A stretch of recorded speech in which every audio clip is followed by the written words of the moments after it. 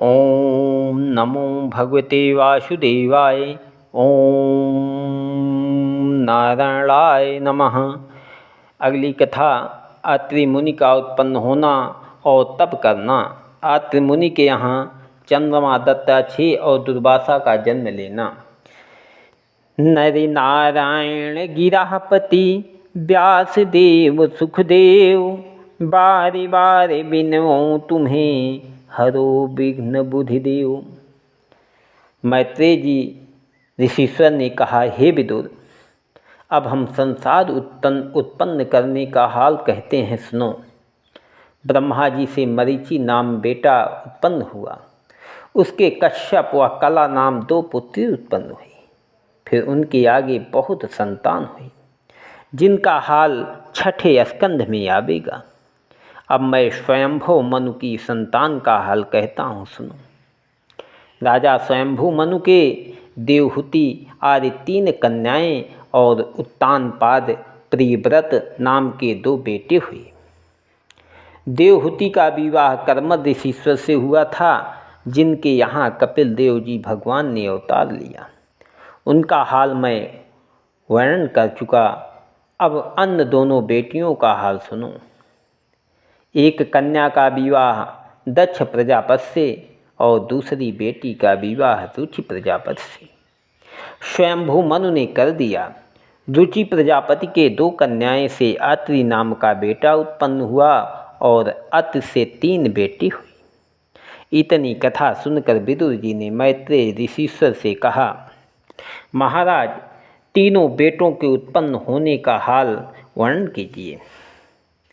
तब मैत्रेय जी बोले, हे विदुर, अत्रि ने भी ब्रह्मा जी की आज्ञा से संसार उत्पन्न करने की इच्छा रखकर मन में ऐसा विचार किया कि मेरे पुत्र को भी संसारी जीव उत्पन्न करना होगा। इस वास्ते पहले परमेश्वर का तप करके पीछे से संतान उत्पन्न करे, जिसमें वह धर्मात्मा हो। ऐसा विचार कर अत्रि मुनि ने अपनी स्त्री अनसुईया समेत तप करना आरंभ किया, पर किसी देवता का नाम न लेकर कर्ता कहकर तप करते थे।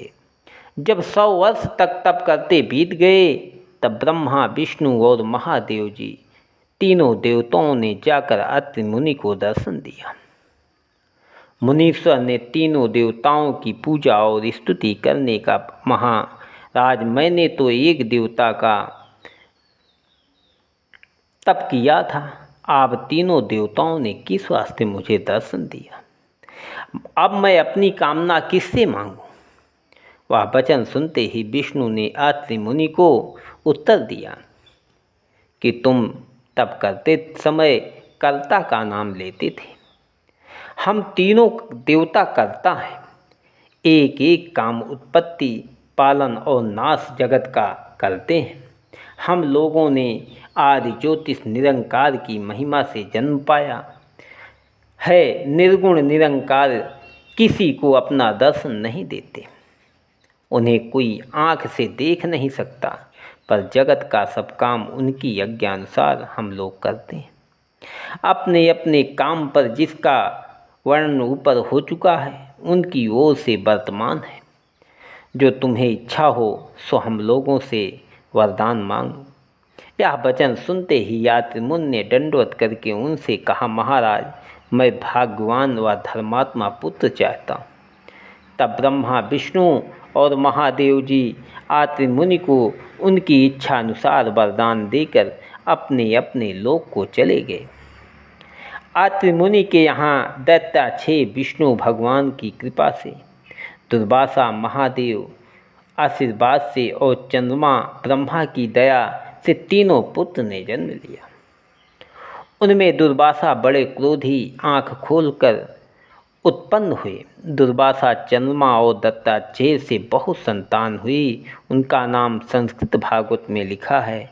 इतनी कथा सुनाकर मैत्रेय ऋषिश्वर ने कहा, हे विदुर, स्वयंभू मनु की दूसरी कन्या का हाल भी, जो रुचि प्रजापति से विवाही थी, तुमको सुनाया। अब तीसरी बेटी जो दक्ष प्रजापति से विवाही थी, उनकी संतान का हाल सुनो। दक्ष प्रजापति कि उस स्त्री से 60 कन्याएं उत्पन्न हुई। उनमें सती नाम की कन्या का विवाह महादेव जी से हुआ था। दक्ष प्रजापति का महादेव जी से बुरा मानना और महादेव जी को श्राप देना। विदुर जी ने इतनी कथा सुनकर मैत्रेय ऋषिश्वर से पूछा कि महाराज, सती जी ने अपना तन किस तरह त्याग किया था, उसका हाल वर्णन कीजिए। मैत्रेय ऋषिश्वर ने कहा कि सती जी का विवाह होने के उपरांत एक दिन महादेव जी बहुत देवताओं व ऋषिश्वर समेत ब्रह्मा जी की सभा में बैठे थे।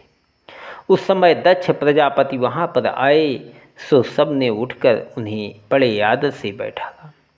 पर उस समय शिव जी को अपनी आंख बंद किए हुए परमेश्वर के ध्यान में मग्न थे, नहीं उठे।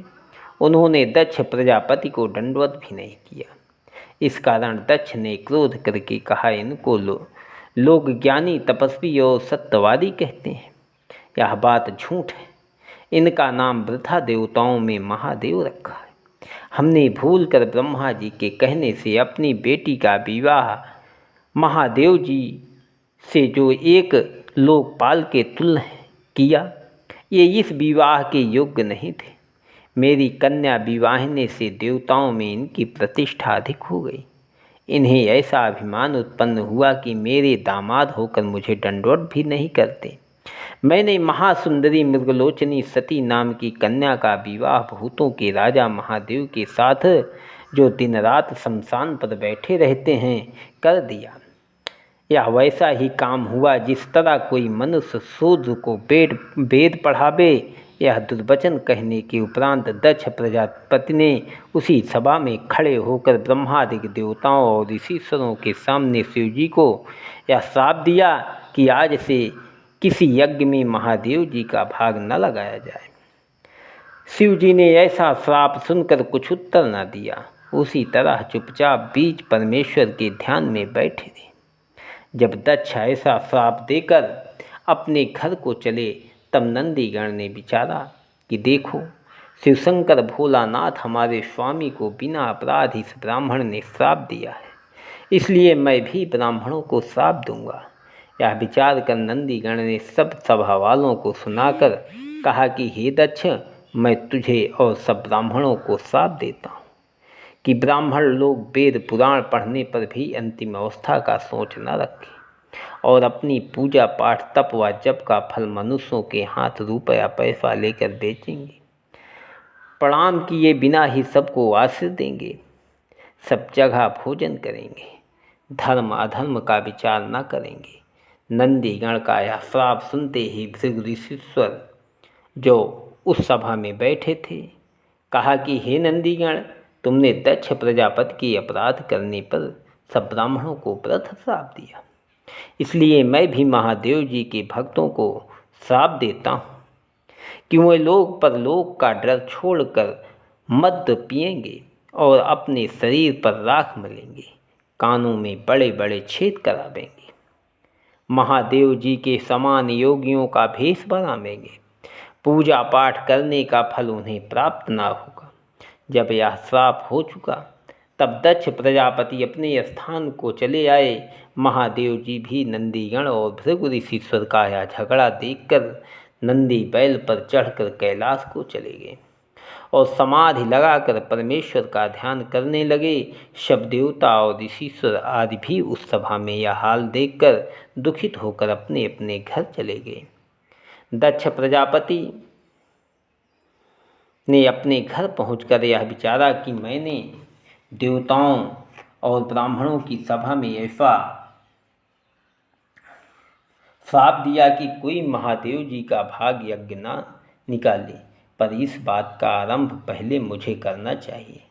जब हम अपने घर यज्ञ करके सब देवताओं, ऋषिश्वर और ब्राह्मणों को बुलाकर महादेव जी को यज्ञ में भाग न देंगे, तब अधिक अपमान होगा और कोई मनुष्य भी यज्ञ में उनका भाग न निकालेगा। ऐसा विचार कर दक्ष प्रजापति ने यज्ञ की तैयारी करके सब देवताओं, दैत्यों, ऋषिश्वरों को न्योता भेज दिया। सब देवता, ऋषिश्वर और गंधर्वादिक का अपने अपने विमान पर चढ़कर दक्ष प्रजापति के यज्ञ में जाना और सती जी का कैलाश पर्वत पर से देखना। मैत्रेय जी बोले, हे विदुर, जब दक्ष प्रजापति के न्योता भेजने से सब देवता, दैत्य, ऋषिश्वर, मुनि, ब्राह्मण, गंधर्व और किन्नरादिक अपनी अपनी स्त्रियों समेत अच्छे अच्छे गहने व कपड़े पहनकर उत्तम उत्तम विमानों पर सवार होकर गाते बजाते उनके यज्ञ में न्योता करने चले, तब सती जी ने उनके जाने का शब्द सुनकर लोगों से पूछा कि आज आकाश मार्ग में भीड़ दिखलाई देने का क्या कारण है। यह बात सुनकर महादेव जी के गण बोले, तुम्हारे पिता दक्ष प्रजापति के यहाँ यज्ञ है, इसलिए सब देवता और ऋषिश्वर आदि अपनी अपनी स्त्रियों समेत वहाँ न्योता करने जाते हैं। ऐसा सुनते ही सती ने उदास होकर मन में कहा कि मेरे बाप ने अपने यज्ञ में और लोगों को तो न्योता भेजा, पर मुझे और महादेव जी को ना बुलाकर मेरा अपमान किया। कदाचित काम काज की अधिकता से भूल हो गई हो, तो माता पिता गुरु व मित्र के घर बिना बुलाए भी जाना चाहिए, इसमें कुछ अपमान नहीं होता। इसलिए वहाँ जाकर सबसे भेंट करके वहाँ आनंद देखना उचित है। मेरे न जाने से देवताओं की स्त्रियाँ वहाँ इकट्ठी होकर आपस में कहेंगी कि क्या कारण है जो दक्ष प्रजापति ने सती को नहीं बुलाया। इनमें हमारे माता पिता का भी अपमान है और मेरा भी मरते समय तक इस बात का पछतावा मन में रह जाएगा। ऐसा विचार कर सती ने महादेव जी से विनय किया कि हे महाप्रभु, मेरे पिता के यज्ञ में सब देवता आदि अपनी अपनी स्त्रियों के साथ लेकर न्योता करने जाते हैं। कदाचित मेरे माता पिता ने कामकाज की भीड़ में भूलकर आपको और मुझे नहीं बुलाया। वह मेरे पिता हैं, बिना बुलाए जाने में कुछ लज्जा नहीं। वहाँ पर मेरी सब बहनें अपने अपने पति के साथ आवेंगी। मुझे बहुत दिनों से यह इच्छा थी कि कोई उत्सव का काम मेरे बाप के यहाँ हो तो मैं भी तुम्हारे साथ वहाँ जाऊँ। सो आप दया करके मुझे अपने साथ लिए हुए वहाँ चलिए। सबसे भेंट करके मुझे परम आनंद होगा। सती का यह वचन सुनकर महादेव जी ने दक्ष प्रजापति से शत्रुता होने का हाल सुनाकर कहा, हे सती, तुम्हारा पिता मुझसे बहुत शत्रुता रखता है। यदि वह मुझसे शत्रुता न मानता तो बिना बुलाए भी हम जाते।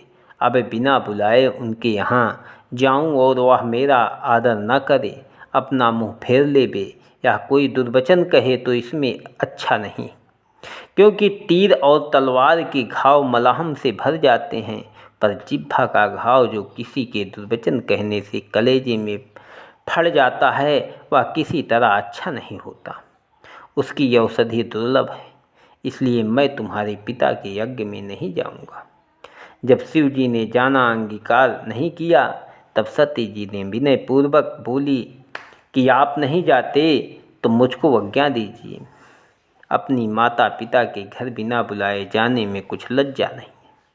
यह वचन सुनकर महादेव जी ने कहा, हे सती, दक्ष प्रजापति अपने राज्य व धन के मद में गर्वित है। मेरी शत्रुता से तुम्हारा भी अपमान करेगा, तब तुम बहुत दुख पाओगी और तुम्हारा निरादर होने से मुझे भी क्रोध उत्पन्न होगा। इसलिए तुम्हारा जाना भी किसी तरह उचित नहीं है। नारायण की इच्छा से सती ने उनके समझाने पर भी न माना और फिर शिव जी से कहा कि मेरे न जाने पर अपनी 60 बहनों के निकट मेरा अनादर होगा। वह लोग मुझको ताना मारेंगे, इसलिए मेरे बिना गए नहीं बनता। मुझे आज्ञा दीजिए तो जल्दी जाऊं। शिव जी ने ऐसा वचन सुनकर मन में विचारा किया कि सती ने आज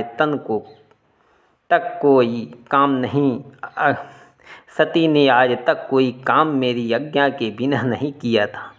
आज जाने की वास्ते ऐसा हट करती हैं और मेरा कहना नहीं मानती। इससे मालूम होता है कि वहाँ जाने में इनका कल्याण नहीं है। होनहार प्रबल होता है, परमेश्वर की इच्छा में किसी का बस कुछ नहीं चलता। ऐसा विचार कर महादेव जी ने सती से कहा कि जो तुम्हारी इच्छा हो वह करो। ओम नमो भगवते वासुदेवाय। अगली कथा इसके आगे आप लोग के बीच में कल भेजी जाएगी। ओम नमो भगवते वासुदेवाय नमः। ओम नारायणाय नमः। राधे राधे।